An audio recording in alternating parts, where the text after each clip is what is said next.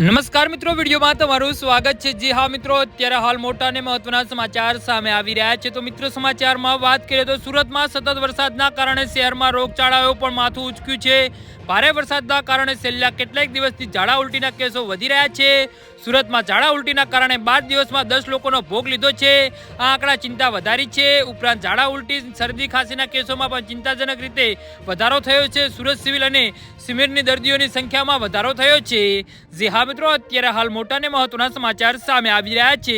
સુરત શહેરમાં ભારે વરસાદ અને ખાંડીપુર જેવી કુદરતી આફતોનો સામનો કર્યા બાદ હવે રોગચાળાના ગંભીર પડઘા લીધા છે। છેલ્લા 12 દિવસમાં તાવ અને ઝાડા અને ઉલટીના કારણે 10 લોકોના મોત થયા છે, જે અત્યંત ચિંતાજનક આંકડો છે। શહેરની મુખ્ય સરકારી હોસ્પિટલ જેવી કે સિવિલ અને સમીર દર્દીઓથી ઉભરાઈ રહી છે, જ્યાં તાવ, ઝાડા, ઉલટી, શરદી, ખાંસી અને મેલેરિયા અને ડેન્ગ્યુ જેવા મોસમી રોગોથી પીડાતા દર્દીઓની લાંબી કતારો જોવા મળી રહી છે।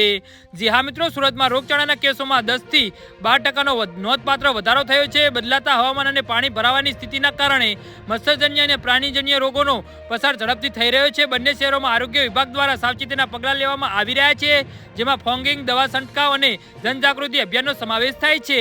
જી હા મિત્રો, તો આના વિશે તમારું શું કહેવું છે તો નીચે અમારી કમેન્ટ બોક્સમાં જરૂરથી જણાવજો। ધન્યવાદ।